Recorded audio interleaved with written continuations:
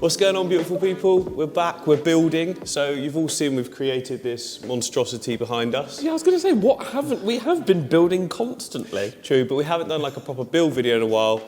And that's what we're doing today in this nice big tank here with some epic hardscape. I hate the word epic. Do you not like epic? It just feels like it's overused, but this is epic. This is, yeah, it is epic. And this is the piece of wood I'm talking about. It's very cramped in this tank because this tank isn't as deep as that one there, which is why we've chosen that one to use it on.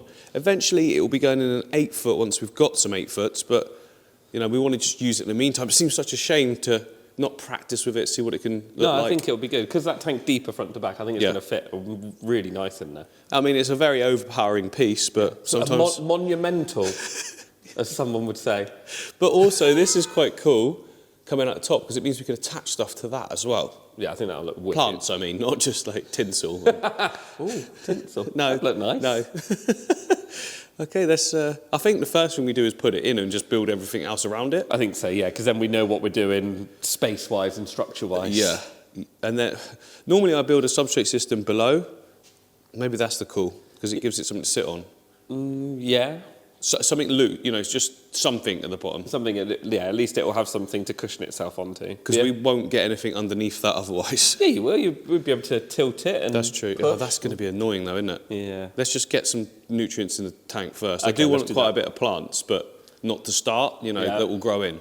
Cool. Let's do it then. Let's do nutrients. So I'm pleased to announce, guys, that today's video is proudly sponsored by API and Aquarian. As many of you know, I've been working with these companies for like 4 years now. Basically, the only products I use when it comes to chemicals and food. Throughout the video, we're going to be using all the products you can see here at different times. You know, start up, I always use the root tabs, and I think my tanks look pretty good in terms of growth of plants. And we've got the leaf zone as well, which I use like routinely, just to give the plants that green pop that we're all after. Always got to have a test kit on hand as well. And feeding, there's going to be feeding at the end. Once we've added the fish into the tank, we're going to do some feeding as well, get them all out so we can get a closer look at them. But yeah, thank you API and Aquarium. Back to the video. So one of the best pre-substrate stuff I've seen or used it quite a lot of setups now, is this NutriBase from Colombo. And I can't exactly tell you why it works so well, but it just does. There's lots of bits in it. Yeah. Volcanic bits and soily bits and yeah. It's good stuff. Like every single tank I set up with this just goes amazing. So you guys know I don't recommend stuff to you unless it works. This stuff blinking works. It's not available in the US, and I don't even know what equivalent is. And many people ask me, but I'll have a look into it. I don't think there is one, but I'll have a look. I've been speaking to the company owners and telling them they need to get out to the States, so maybe soon. Should I go for the slash? Whoosh!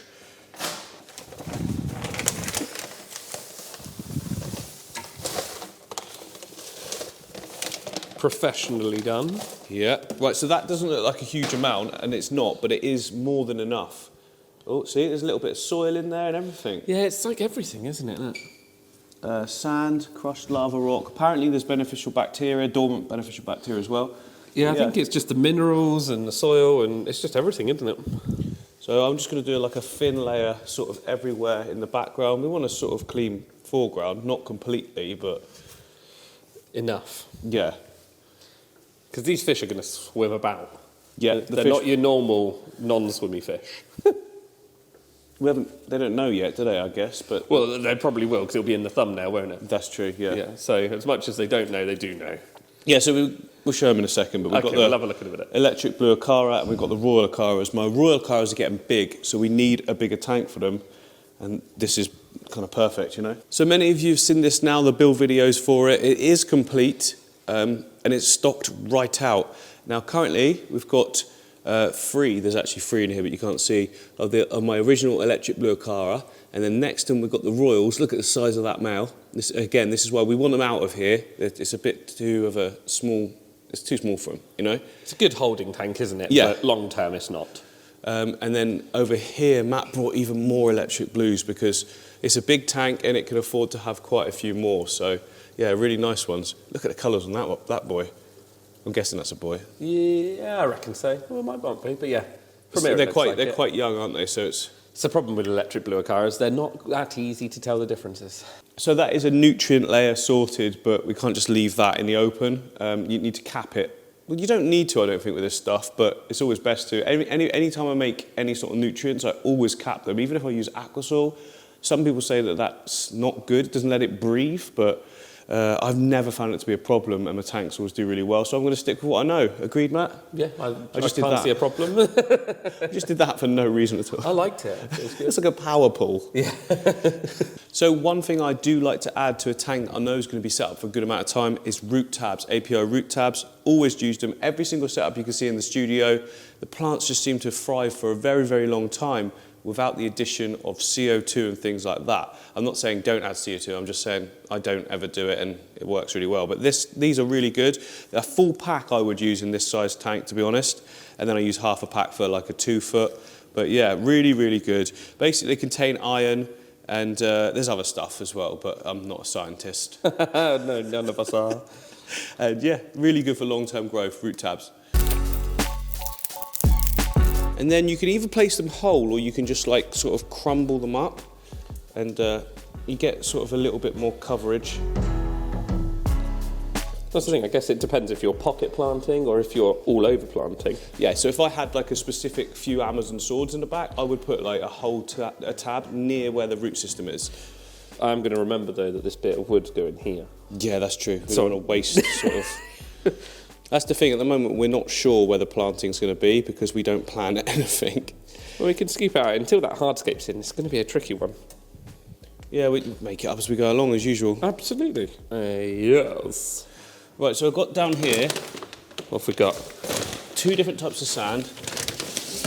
Oh yeah, nice. So you see how they're going to go together quite well, aren't they? It's like a fine and a coarse sort of grade of Yeah. the same colour, which is going to be good. So I'm thinking use the fine just to fill in this front area. Yep. And then sort of sloosh it back.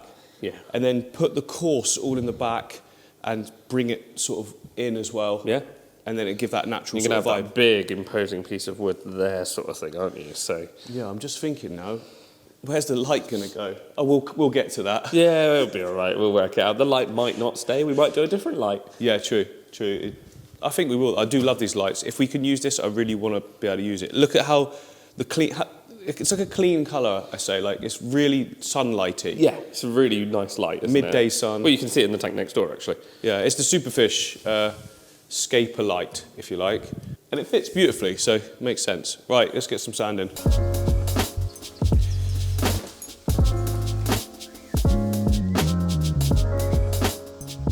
Nice, and then we can just whoosh.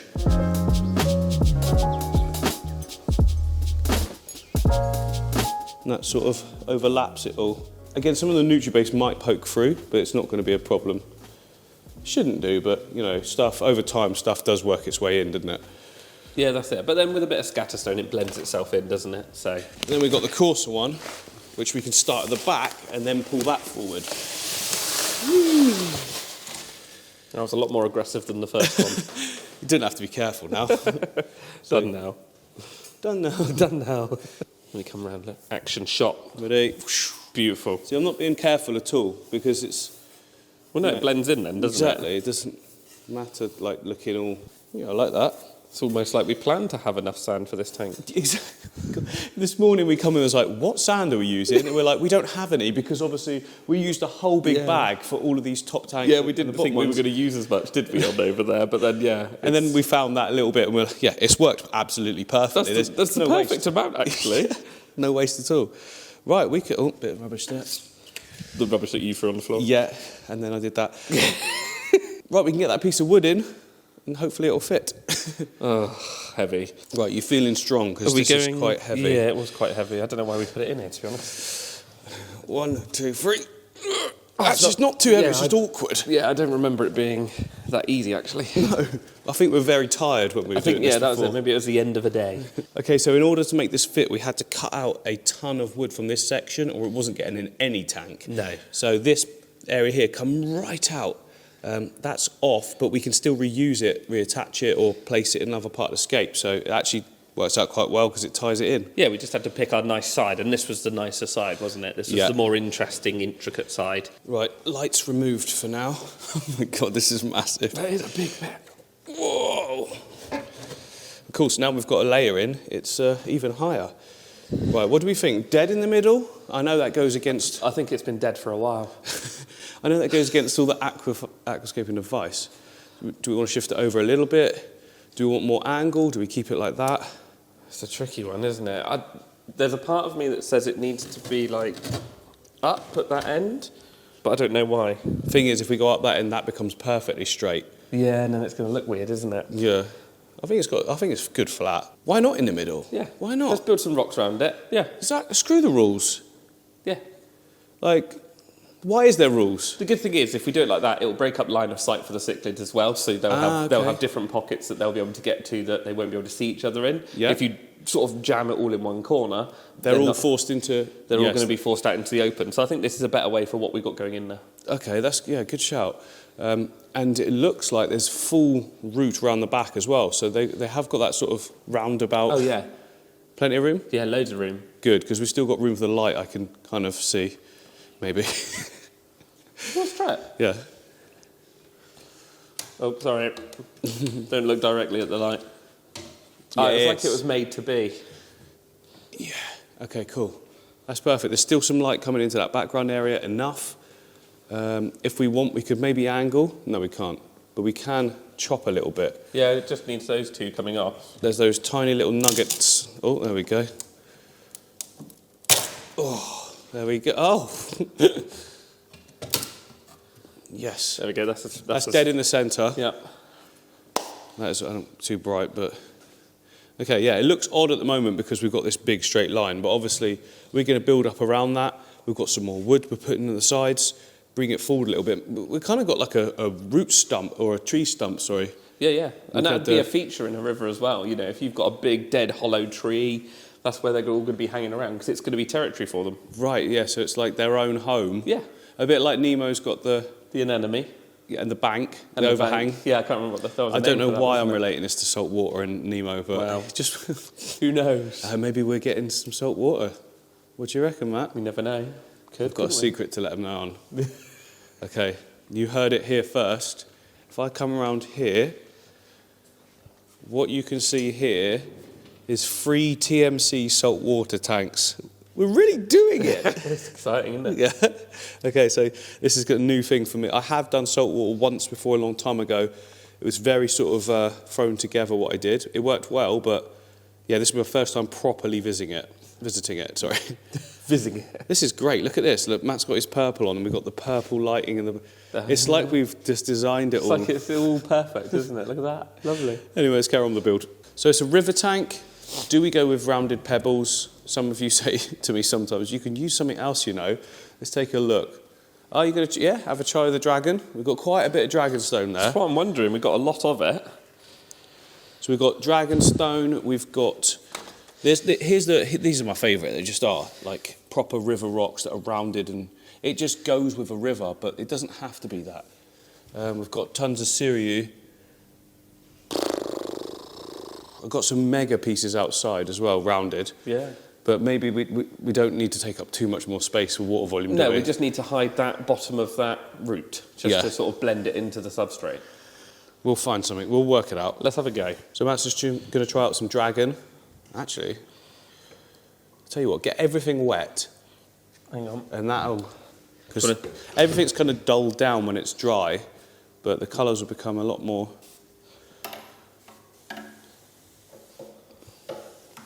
See, my worry was dragonstone might the colour palette, it might all blend in a bit too much together, and sometimes you want a bit of contrast. Maybe you won't see that in a river system, but at the end of the day, it's got to look interesting, I think. Does that work? Well, it's a different colour. It is a completely different colour, isn't it? Because the wood goes so dark. It might be a good shout. It's different, isn't it? Have some like big pieces coming out this way towards us. This is what I'm thinking. And it'll follow that line down and then that way. And then we've got a few little pieces as well to add a bit of detail in. And the wood. Yeah, let's try some dragonstone. I've not done one in a very, very long time. Yeah. And I've never done one on a big scale with dragonstone. And it will give us a shelf to buy different rocks for. Oh yeah. We need to empty stuff. We need to start using stuff. Because we've been breaking down so many tanks. We broke down that tank. We broke down this tank. There's a load hardscape that I forgot I had because it's in tanks, and now there's even more. So, yeah, let's go with dragonstone.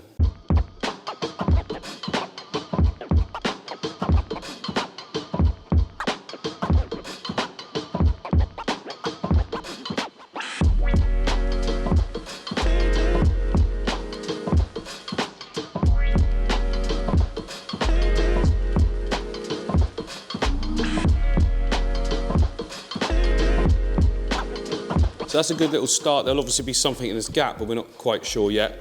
But Matt, do what you just did, because that's sort of what I was thinking too. There we go, and it just sort of brings that whole big structure and mixes it in with the rock like it's been there for a long time. And these are all the pieces we cut off. Yeah. So wasting nothing. No, I mean, I didn't know they were going to lend themselves so well as roots, but it works, doesn't it? Yeah, I think it will just blend it down and up then. We almost want that big piece in this section, but I think we need a rock in there first. Yeah, I think we need to bring something in, don't we? Yeah, like that. Yeah.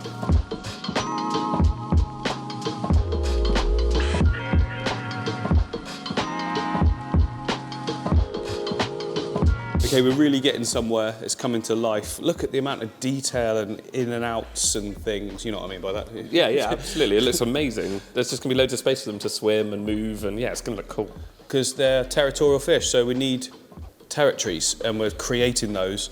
Let me show from the side, because there's actually a lot more swim room maybe than it first appears. They go all around the back. This whole front section on this side is completely open. Matt's just put a big piece of dragonstone at the back at the top there, which you don't usually do, but I think it adds like the bank, like it's coming that way. And if the wood tries to float, that might help it down a little bit. We don't think it will. No. Because this is all hollow inside, which means bristlenose breeding, doesn't it? It does. Or it means our Acaras are never going to come out because they'll just live up in.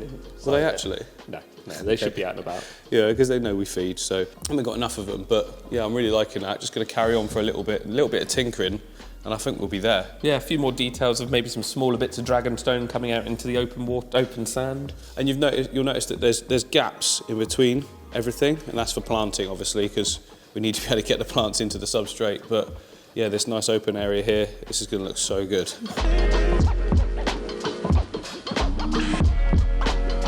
Right, we've done some tinkering, we've added tons of detail, we've really got that sort of explosive look going on. It's looking great from behind the camera. But not in front of it. No, in front of it looks awful. So yeah, we put these pieces at the back here, and then I found that side was a bit sparse, so just stacked some up, and it just brings that sort of background riverbank look to that section. But again, the fish can still go completely behind it.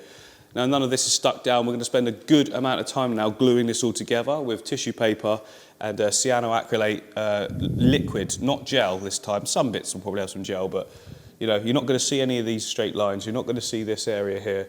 That one's already really good, but we can put plants in these sections. But we need to spend a lot of time on this, I think, Matt. A good hour just making sure everything's locked down. Yes. And the last thing we want to do is fill it up and everything floats. Because then all of this comes tumbling down. Yeah, no, it'll be all right. It'll be fine. It will be. I think there's enough big rocks around the base of this big wood. If we make sure they're all attached to that and just as many contact points as possible, we're going to be locked in. Yeah, or not. Fine. Or not. And this video will end with us just looking at a big mess of floating wood in the tank. And we'll be like, see you in part 2 when we try and fix this.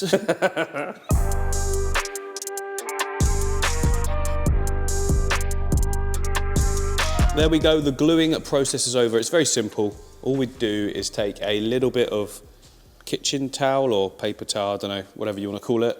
You just ram it into a gap and then pour on the liquid cyanoacrylate. So it just basically, the paper towel acts like a wick, soaks it all in, and then the reaction takes place because it's compact. You get a bit of fizz in, don't breathe in the fumes, and it goes absolutely solid, like rock. All those pieces are like stone now. And we've done it at as many points as we can. We've also glued the back pieces, so nothing should go anywhere. Hopefully. Yes. Okay, let's plant. So what's quite nice in this area is we've got a full planted angelfish tank here, which is giving off lighter green tones. So we're thinking next to it, we can go for more darker tones. I think that'll be cool. It'll be a real hardscape to non-hardscapey contrast. I mean, there is a lot of hardscape in there. Well, there was. I've hidden it all as usual, but it just looks too good to not put that many plants in.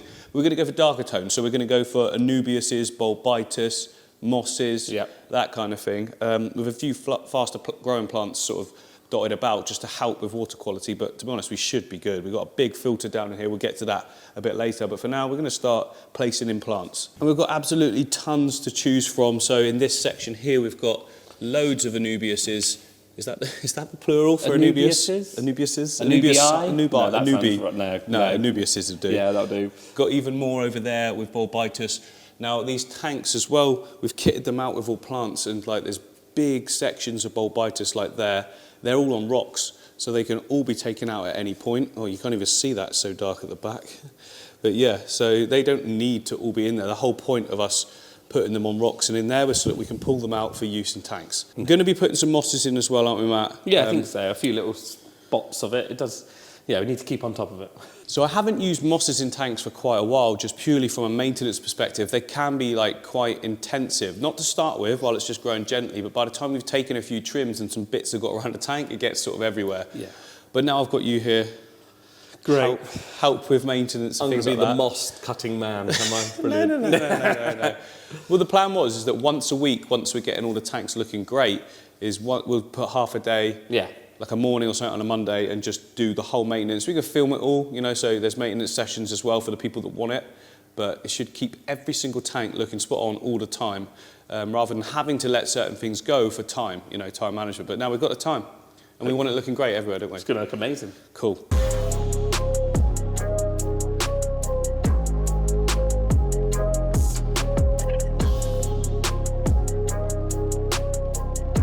So Matt's just prepped a ton of plants for me. I've been on the computer ordering more to replace the stuff we're using. Done a good job there. Good job there, Matt. Standard. I'll work. You sit down. You can't keep saying this because they literally... I love saying it though. But they believe that I don't do anything anymore. So they should. No, tell them. I'm kidding. You do a bit of work every now and then. Come on. No, you are. It is very fair. It is very fair. Yeah, like... You just got to switch around. Basically... It's whatever needs doing, isn't it? Yeah, before you were here, I'd have to do both, which used more time, and now it's like, yeah, that's how it works, It's isn't it? almost like two people make it half the amount of time. If not more. Yeah, I think it does. Because you don't end up getting bogged down and being like, oh, I've got to do that. The good news is because I've been a manager in previous job, you've been a manager in previous job, you get it. Yes. Yes, and that's a good thing. Anyway, they don't care. So yeah, you prepped loads of really nice plants here. And the good thing about this scaping material, the dragonstone and the twiggy wood, Otherwise known as wooden rock. Wooden rock, yeah. There's absolutely tons of places to be able to push plants into, which means you haven't got to use more glue if you don't want to. Well, some of the areas will need to, like this flat spot up here, unless I get one that goes in that whole section, which is highly likely. But yeah, it's just a case of just placing them now where we want them, and this is going to look so good. Let's hide the whole hardscape. No, I don't. I think there's going to be a lot of this on display There still. is, isn't there? It would be difficult to hide all of that, wouldn't it? But not impossible for you. Not impossible, no.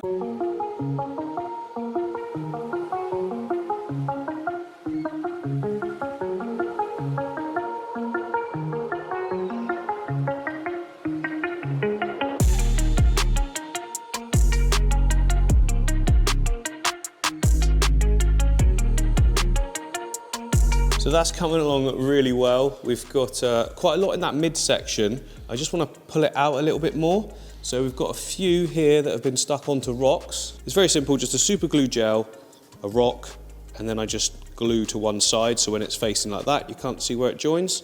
We've got 4 pieces of Anubias there, 4 pieces of Bucephalandra there, and we've got 1 more piece of Anubias as well. Don't want to overdo that front section, but yeah, I need to bring it forward.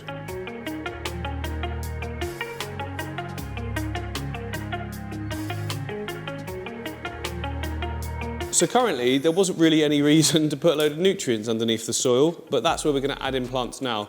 Back section there, Amazon swords will look really good. And then I want a couple of really big, vibrant pops of red, but only in, like, say, a section there. Maybe over this side as well, just a smaller, lower one. So you've got those 2 colour pop areas, and the rest is just, you know, the dark greens. I just feel like having those 2 focal points will really sort of make them stand out even more, because the rest is so sort of low lighty. just saying low lighty. I'm just saying random stuff. No, you know what I mean. It made sense. Yeah, okay, to a degree. We'll see. We'll get the swords in, fill it up, and then do the stems after.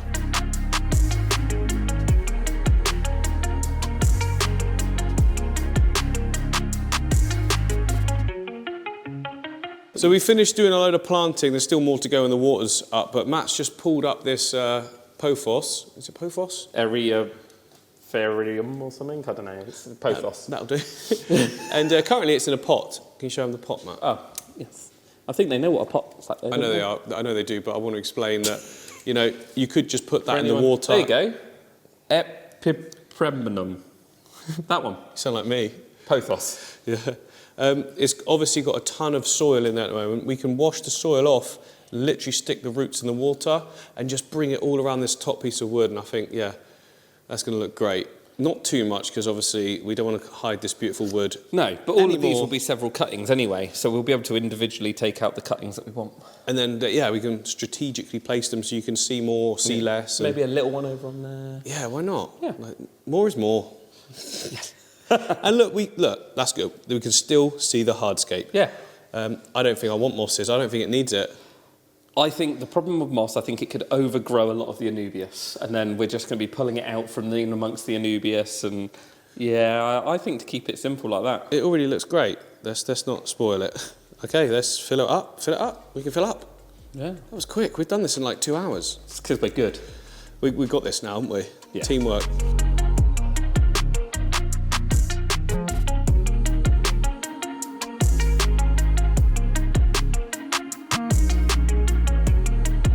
Right, we're filled up. We're incredibly misty, but we're about to switch the filter on and put some AquaClear in, which will clear this in no time. Quick look at the filter. So we've got an Awase Biomaster here, so it's got built-in heater, pre-filter, good stuff. It's been running for a long time on my other tank, so it's all cycled and ready to go. I've got a CO2 system here, but that was from a previous scape. I'm not going to be using that. I just don't think it's necessary for the plants that we've got in here. So let's switch that on, get some flow going, and get some AquaClear in. Okay, Matthew, hit it. He's actually hitting the filter. Oh, there we go. Oh, straight away we've got flow. I cleaned it all out regularly as well, so yeah, that's perfect. It's not the sort of tank that needs a ton of flow anyway. That'll be enough to push the water around circularly. And yeah, the fish won't get battered either then. Yeah, perfect. So AquaClear, I don't know if you guys have ever used this. It's a flocculant, is it? Yeah, flocculant. Yep. Yeah. So basically what we're seeing here is microscopic pieces of dust. The AquaClear binds them together so they become heavy enough to just be taken out by the flow, and it gets stuck in the filter then, and it works very fast. You don't need a lot of it at all, hence why we've got this tiny little bottle, and I'll probably need a capful. Let me check. Yeah, about a capful for this whole aquarium. So yeah, give it an hour, and this is going to be absolutely perfect. Now this water is pretty much fresh out the tap, so it needs to be detoxified. So we can remove the chlorine, chloramines and heavy metals, and if it was stocked with fish, we could also remove the ammonia, nitrite and nitrate. We don't obviously need to do that at the moment, but yeah, we do need to make sure that the water from the tap is not containing any chloramines or chlorine, because we've got a preconditioned filter. So this will make sure the bacteria is fine. So there we go, we are almost clear. That is looking good, isn't it, Matt? It's looking nice, looking really smart. You might have noticed in the last clip that there's some plants at the top. So whilst it was clearing, Matt just washed off. We can see some actually. Yeah, you can see some through the gap here, so just washed off the soil. There we go. It's only been like, what's it been? 50 minutes, so another half an hour or so, this will be fully crystal clear. There's the slightest haze still there. This looks good. I love this. It's like bringing the plants up.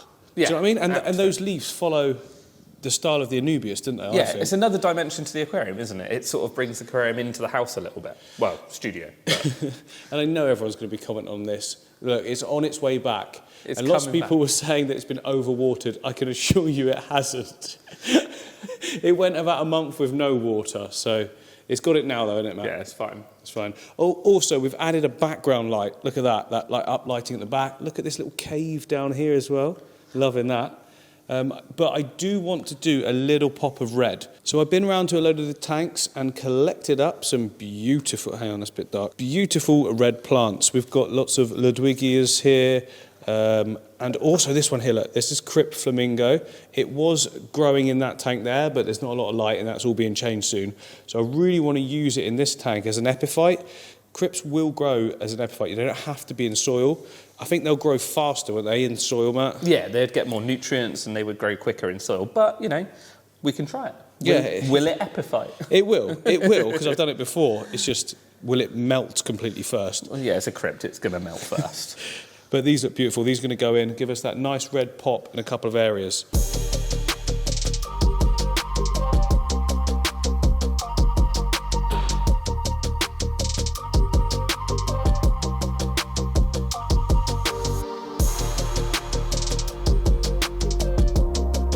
That is looking great. It's really, really clear now. But just like any aquarium, I think it looks boring without the fish. Yeah, sort of the point. That's where you come in. Excellent. Let's do it. So we know we want the Acara in, of course, which is the Royals and the Electric Blues. Yeah, we've got them. They're down here. Here is the big boy Royal Acara. And it's good that we're moving them across because they are not getting along well in here. He is basically bullying that one. It's only been like a day, it's only been a day or so. But yeah, we need to sort that out straight away, so that's good. But what's going in with the Acara? Like Electric Blues, obviously. Yeah, the Electric Blues. So we've got both groups of Electric Blues to go in, one up there, one up there. And then we've got the Whitefin Bentoses or Candy Cane Tetra, depending on which side of the pond you're from. So we call them... Whitefins, Whitefin Bentosi Tetra. And then I'm pretty sure that most of America call them Candy Cane Tetra. I mean, that is an easier name. It is. And it does kind of work, doesn't it? It does. So shall we go with the dither fish first? I'm guessing you're thinking that. Yeah, that's going to be the dither fish. So they're chunkier, so they're a bit broader bodied than most Tetra. Because if you were to put something like a neon or a rummy nose in there, once these guys get bigger, might be a problem. Because they're broader bodied, they're going to act as a really good dither fish. This is our first time using the fish wall in the way it was intended. Yep. I should probably point out, a lot of people are like, why are you not scaping them all? Like, why did you set them all up together? Well, as time goes by, we can sort of do one, then another. But at the moment, we want it to be a place that holds all of our fish for all the proper aquascapes and setups that we're doing. Yeah, yeah. And we can scape the odd one and mess around with them if we need to and change it up. They're only small tanks, so it's easy to drain it down, strip it out, put something new in it. Yeah, it's easy. Yeah, okay, let's get these ones in. So the first fish going in... Oh, no. Are they ready, Matt? Yep, ready to go. Release them in. You can do it. You can do it. Are you happy? Yeah, I don't mind. I just want to see them actually do it. It should be coloured up. Yeah, that's the good thing. We've got the fish all there, so all the fish are just... Look at that. They look great. That's it. They look great with the plants, actually. Yeah, they really do. Sort of... With colour coordinated, like accidentally. It looks lovely. I didn't think of that, actually. Yeah, so obviously they're going to be a little bit sort of shy to start with, but eventually these guys will be all over the aquarium. They're not shy fish at all, are they? No. Once they settle in, they're quite sort of brave. They're quite schooly as well, I found. Yeah, they stick together. normally. But they're big enough to not be scared of things as well, because obviously we've got bigger fish coming in here, and they are going to grow as well, even more. Eventually, when the Acaras are all like much bigger than they currently are, we're thinking of moving them across to the 8-foot tanks we're going to get. But for now, this would be the absolutely perfect home for them. I can't wait now. Let's go. Let's get those Acaras. Which ones? What do you think would be better, to get the blues in so they can get settled and then put the bigger Royals in? Yeah, give the blues a chance to get in, and then, we'll get the Royals in last one. Okay. It's Electric Blue time. These guys are quite juvenile, so again, they've not got the brightest of colouring, but that's just going to get better and better in time. Yeah, there's a couple of dominant ones in there that have got good colour. Awesome. Oh, even just the Electric Blue. Those two fish would be cool, don't get me wrong. Yeah. But we want the Royals as well. Look at all the candy canes down the bottom there. Oh, there's a group down here as well. They're going to be a proper focal point, the Royals, though. They'll look really good in that. Exactly. Let's go. Let's keep going. And then here are the Royals now. Look at the size of them. Whoa. calm down. Oh, they look even better under these lights in here. Yeah, those oranges are really look at nice. Yeah, the orange and the main male. They're all getting along nicely. So what's quite interesting, and these two are the ones that are being quite aggressive in the small tank, and they're already sort of hanging around together. Oh, Electric Blue popping out. Yeah, come on then, be brave. That's the point of the dither fish, you see, because we've got these sort of less intelligent, would you say, Matt? Yeah, they just act as a show, so they sort of take the other fish's mind off of each other. Okay, and also show them that the open water is safe, I'm guessing. Absolutely, yeah. So, if you're sat in a riverbank and there's no one out in the open water, you don't know what predators are out there.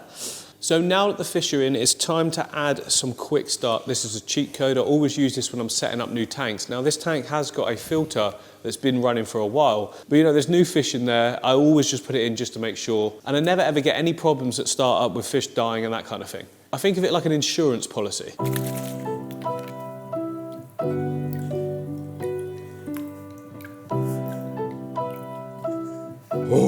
Oh my God. Do you know Cannibal... Have you started recording? Yeah. Okay, no, don't worry. I'll do it later. Right, it's been a few days... Hang on. Sorry. I'm going to get out of the way. It's been a few days since we set up. Slight haze to the water, that's normal in a new setup. But we want to add some sort of a clean-up crew, in a sense, and also some interest for the bottom. Yeah. So Matt's got some special fish. Special Are fish. they special? Not overly. They're just different to what you've already kept. I mean, to start with, there are some plants. I was going to say, you put plants on top of my fish. So there's some different Echinodoris there. They're lovely, aren't they? Yeah, they go very red. I can't remember the exact names, but they're smaller varieties. Yeah, isn't that Reuben, maybe? Something like that. I want to put those more in the foreground just for, again, some more little colour pops. We've got some gaps that I think will look good. And then we'll show you the new fish. Extra plants are in. We've got like one there. Look how good that looks. One in the foreground there. One in the foreground there. And one to the side. And they're supposedly, see those red leaves coming through?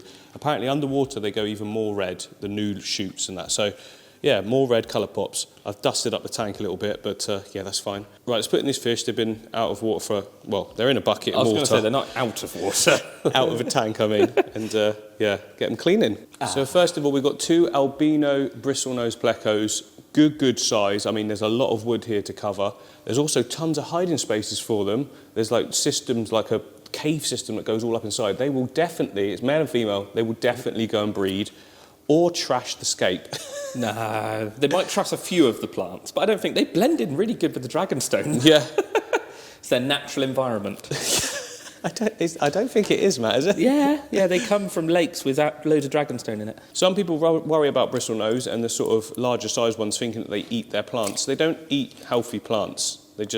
They might have a go at the odd little thing, but as long as you're feeding the tank, I've always found anyway that they tend to leave them alone. Yeah, I've never really found them to be that bad. If they're looking for food, then they might go and eat them, but like you say, as long as there's enough food in the tank, then they'll be fine.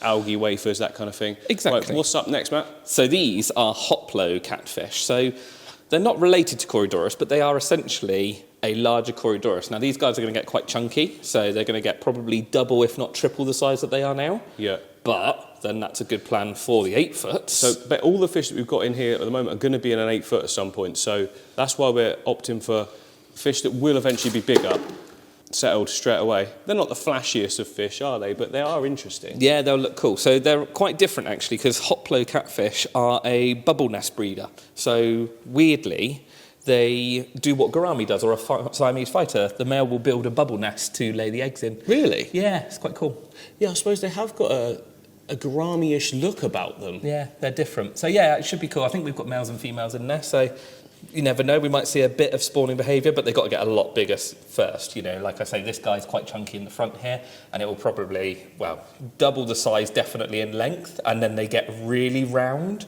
So they look really sort of short and stubby and really round. They're a cool fish when they're older. They've got massive whiskers, haven't they? Yeah, they're lovely.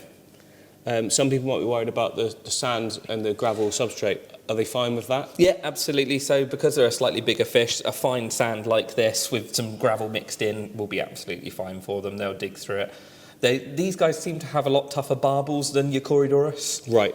I guess that's just purely the size and thickness and... Cool. They look like the little dragon fish. What are they? Sorry, again? A dragonfish? No, the snakeheads. Oh, snakeheads. Yeah. They remind me of those. Yeah, they got that elongated sort of body to them, haven't they? Very, very sort of stout. Cool. Now all I need is for this whole thing just to clear up. So it's now been a good day or so. The fish are very comfortable. The tank's clear. I think it's time to give them a feed. Matt, can you help me with that? Yeah, Hang on. I'm not standing like that for ages. All right. So what are we going with first? We're going to give them some flake food today. Okay, we've got the Aquarian flake food. This is like the most common feeding around the fish room because we've mainly got, tetras and small fish like that. But it's going to work in this tank as well. The Acaras, all the Acaras will still eat the flake, wouldn't they, Matt? Yeah, they'll still eat it. The tetras will go for it first, probably. Oh, you didn't do my tap. I've got to do my tap. These guys don't know it yet. The Acaras don't, the rest do. The electric blues. The Royals seem to be hiding at this moment in time. I am wondering if the Royals have paired up. That's quite possible. If we come round here, look, we've got the big... Oh, he's hit it. So the big boy Acara keeps sitting out in this area, like he's defending it. So that's what we're kind of thinking. I did see them this morning when I first came in and put the lights on. The Royals were all out. They came straight to the front because they wanted me to feed them. But once they get a sense of what's in the water there, they'll probably come forward. I have not seen the catfish since you put them in. I saw one this morning. I saw one on the far... Where the Royal was. There's the Royal coming out already. Oh. Far right-hand side, behind the wood. Here he comes. Oh, yeah. Oh, sorry, he was hiding. Yeah, there he is. There we go. He knows that there's food in the water column. And there is a good amount of food in the water column. He's coming forward. There we go. You know it. You like it. Yum, yum, yum, yum, yum, yum, yum. Nice one, yeah. He loves to flake.